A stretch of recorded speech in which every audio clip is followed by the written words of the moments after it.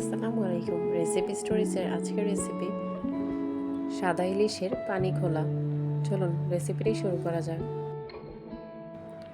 প্রথমে ইলিশ মাছগুলোতে পেঁয়াজ বাটা, পেঁয়াজ কুচি, কাঁচামরিচ ফালি, স্বাদ মতো লবণ, পরিমাণ মতো তেল,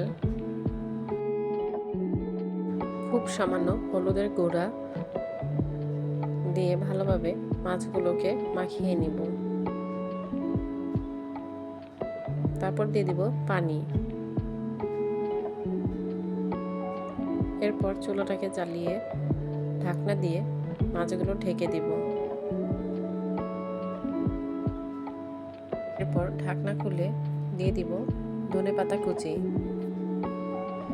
এরপর সবশেষে দিয়ে দিব আর কিছু কাঁচামরিচ। ফুটে উঠলেই নামিয়ে নিব। তৈরি হয়ে গেল আমাদের সাদা ইলিশের পানি খোলা। ধন্যবাদ সবাইকে ভিডিওটি দেখার জন্য।